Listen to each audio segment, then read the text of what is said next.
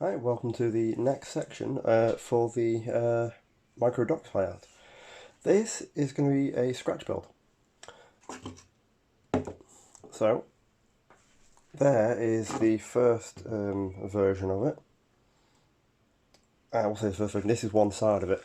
This will actually sit like that, perpendicular to the rest of the layout, to the boards.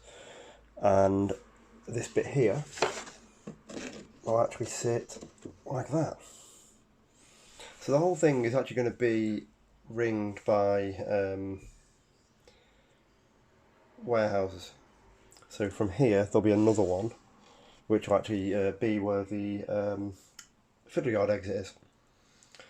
So what I did was, after watching multiple videos from Paul at Galgon Hall, especially his signal box build, because that's sort of what inspired me more than anything else, was this is mount board.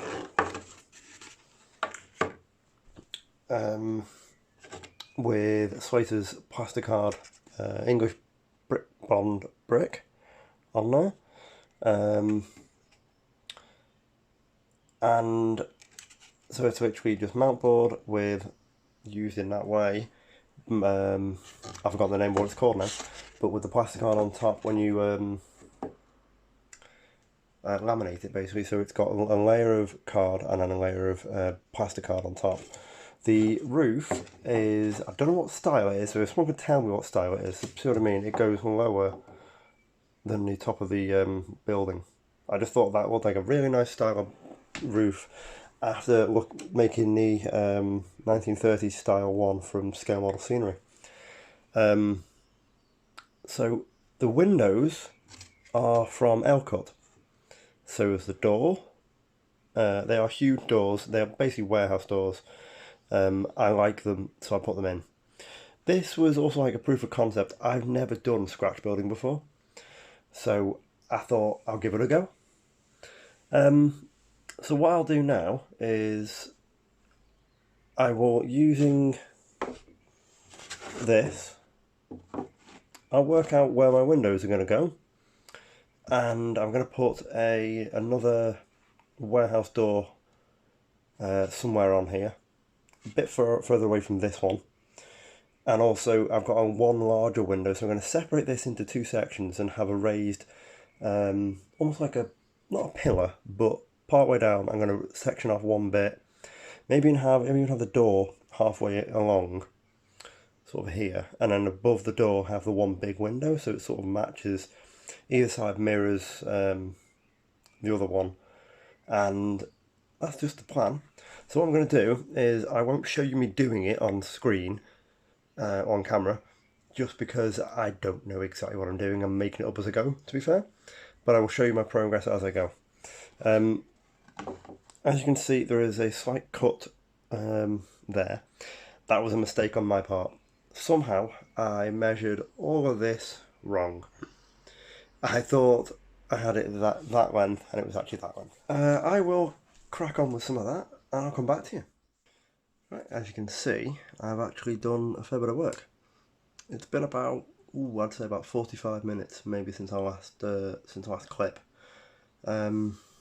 I'll just use my pencil to point things out for you. I'm gonna like that, I'll do it that way. So I've got windows here and here. I was gonna have a large window there and a small window there. I will admit, I actually had intentions of getting more of these than these. Somehow I misclicked. I ordered 6 doors instead of 6 windows. My mistake. But I'm not too bothered. I was only going to have 1 door, but as it stands now I'm going to have 3. I don't want to use all 6 because I just don't want to overdo it with the doors. This line here and this line here, there'll be a, what do you call it, a colonnade or something. So imagine that is like an extra brick layer. It will literally just be a layer of card on top with the brick covering it. Same again here, and the windows are mirrored on both sides. Just turn you slightly to see that. You see on the end here, this bit has been crossed out. That is deliberate. this goes behind the next set of buildings, so it adds a bit of extra support. The same way that this one does. Let me just set this up the way I want it to be. Like that. So it gives you a nice corner. I will be putting drain pipes in on that corner there and on this corner to hide the horrendous join that I did. What I will be doing now is the roof on this section here is going to continue, do an inverted V there. Can you see where I'm walking? Yeah, I'm there. Be inverted V there, carry on until it reaches right by where there will be the extra bit pointing out. That's the plan, and one of the actual reasons for doing that is because the sheets of plastic I'm going to use for the roof are actually A4. So getting a full run there without any breaks is going to be impossible. So that's why I'm doing it that way. Okay, I'm going to cut these out now, basically where all the window gaps are. Sort of like all these bits. Cut out where the doors are. I'm not going to cut it out though, because the doors, like on the other building, just sit on the front like that, because they actually match up with the same thickness of the plasticard. I've done the cutting out of the windows now. I haven't fitted them yet, purely because I want to place the plasticard over the top and from the back draw around them. So I've got the aperture to cut through for the window to sit into.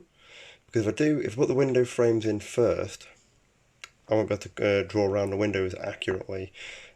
So I won't have the gaps for the actual windows to sit through like on the other one.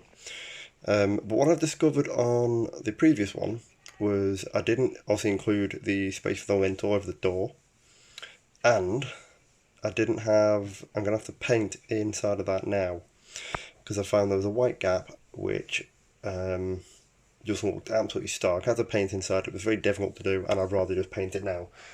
Just something like black, it would be fine, or maybe even brown. So all the windows are in, all the windows are just cut. So the next step, I say, is to draw around them, or place the plasticard on top, draw around them, and then cut out the plasticard and then stick that to it as well. I'll do all that and I'll come back to you once I've done it. Well, as you can tell, I forged ahead a little bit on what I said I'd do on this portion of the video. I cut out the windows. As you can see, obviously I turned it upside down to see them. They're not perfect at the moment, but I will be cutting out what little bits are left over there.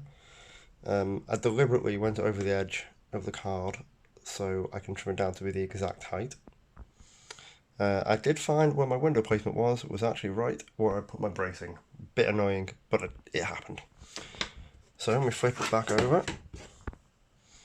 As you can see, it looks a little bit plain at the moment. This will get painted and everything, so don't worry. These gaps here are actually deliberate. Not just because the plasticard comes in A4 sheets, but I'm going to add a bit of extra detail to the building.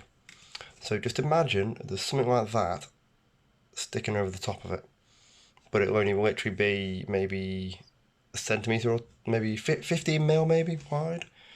Just covering that gap, but also it adds a bit of relief. It will be more than just one layer. I might end up stacking two pieces of mount board, if it'll focus, which I believe is 1.5mm mount board. If I stack two of them together, get about 3mm of height, yeah, it will mean I'll have to put a slither of this down the edge, but it will look better.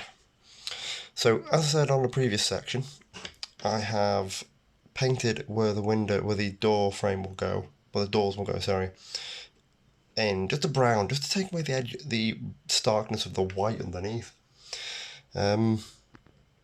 Obviously I've left this here, the gap, so it can butt up against the one that will come out this way towards the edge of the canal. Not the canal, the actual layout, sorry. Next step is installing the windows and the warehouse doors. So I'll get on to doing that and come back to you. The next stage is done. As you can see with my little pointy pencil, the window frames are in. I've done I don't know what you call them, stones or bricks that go above the windows. They're actually made out of the slate pieces, or tile pieces cut individually and added into the top of here. So once the windows are in, I then cut out a bit more of the plasticard and glue them in. Any gaps I'm going to fill with a very lightweight filler. I've added here a very small, thin, extra bit of detail, which I did mention previously. This is, I don't know what you call it. Don't know what it is on an actual building, be it structural support or what, but the way I've made it is I've used, see if you can see from the bottom there, just about see the 2 layers of mount board, which have then been covered with more plasticard. You see on the side I put plasticard there as well, so it does make it up to at least a decent amount. So any gaps I will be filling with a very lightweight filler, such as this gap here. As you can see there's a very small gap, but I'm going to put some dirtied up, you'll never notice it. The big window is in. Somehow when I cut this aperture for the window, the frame was sitting loose, so let me just turn it over and I'll show you what I did. Using the actual backing piece, so the fret for this one, I actually stuck it back into the fret and stuck it back on there. So when I put the lintel on it, it now actually looks alright. So all these are recessed in, and there's the lintel at the top and the sill at the bottom, slightly recessed, and I'm quite happy with that. The lintel for the door is in. I'll paint that in a similar fashion to the other one, which was in sort of a concrete type colour. These are going to get a wash in a browny grey. Another one of them, structural support, which when it is up, it will have, where the roof goes, it will go up there, and these are going to be quite proud on the actual roof, as if they're basically internal supports for the main building. The next portion will be the roof, which will be designed in a very similar way to the previous one, which is, if I turn it up, like that. That's the next stage of this build, and then it's going to be connected all together. Right, I made a slight mistake. When I built this, somehow I've managed to make it a little bit too short, so I need to increase the length of this roof by about 10mm. Not a lot, but it just means an extra bit of work before I can get onto painting. So do that across the length, which is what this card is here for.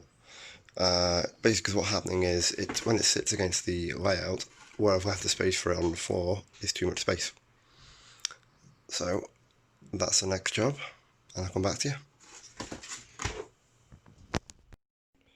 As you can see, I've started the painting. This is actually just a base coat of bauxite red from Rail Match, only because I ran out of the Humbrol red I was using for brickwork, or the base layer of the brickwork. But as you can see as well, I've added the extra strip at the top there, just to add the extra bit of length I need to get to the roof on the Backscene on the layout. This is actually just say the base coat of red, which I then add progressive layers of washes and dry brushing. The next layer, if I remember my technique correctly, it's been a while since I've done any brickwork. It is, I think it's a wash of khaki, I think, if I'm right, for a khaki wash, which I then take off, which I do again with a bit of white dry brush on the top to give it the lime, the calcification that comes out of a lot of brick. And then after that, I will attach the other piece to the corner here, which goes along here and to there, and I will then build the roof corner, which will add a bit of extra support. Here we go, guys. I may have skipped ahead a little bit slightly. I have fully painted this section of the building now, and I have had to add a small extension on the roof at the back, which I did mention in the last video, the last section. But I have now completed the corner piece, which will flow the tiles to there and then along there as well. This is now connected completely. Nothing fancy, just a bit of card, bent over and stuck down. The roof is in to some degree as well, it's held together as well. It's all not going to be seen, so I'm not too concerned about the back end of it. The next step, which will be in the next video now, because I'm going to leave this at this point because it's long enough. I'm going to install the windows, or the actual glass, which is me sheets of clear plastic that I've got available, and use that to make the windows. Spray that possibly with some clear varnish, which gives it a nice sort of murky look, so you can't see all the way through, which is what I kind of want. And I might, thinking about it, put some floors on the inside, sort of here, on each one. That I'm not totally sold on, but I'll give it a go. Okay, hi everyone. I owe you a bit of an apology. I said I was going to film the entirety of the scratch build for the micro docks. I reached a stage where I'll say it was getting me down, annoying me, because it was how long it was taking. After chatting to a few other people, I basically worked out that I'd bitten off more than I could chew. It is finished now. Sadly, I didn't film much of the second half of the build, and that is purely because I just needed to get it done. The docks is still not finished, but the next video will be on the final detailing bits, which will be to do with the water, covering some little gaps with the likes of ground cover and things like that. I will now run you through what I've actually done to it with the building. So again, my apologies for not showing all of this to you, but I hope you understand I had to do what was best for me. So I'll pass over to myself and I'll show you what I did. Right, thank you, me. Here's the building. The whole thing is now finished. So I'm using my trusty ruler. We've got the main back area, which is one big building that goes around the entire edge here. So the way I'm looking at it is that this was built a long time before any of these here, well, these two. So following on, I've used what they called L-cut window frames. The glazing is actually just printed paper. I didn't fancy messing with clear things, putting interiors in. I just didn't think it was what I wanted to do with this. The roof is Slater's sheeting. I believe it is actually, I think it's actually the slate. So I'll zoom in there for you. Bear with me, got to get that right. So I can zoom in. There we go, if I focus it. There, you can see the separate layers on each sheet there, can't you? And that goes all the way around, and even through the lovely corner cuts there. Okay, so let me zoom back out now.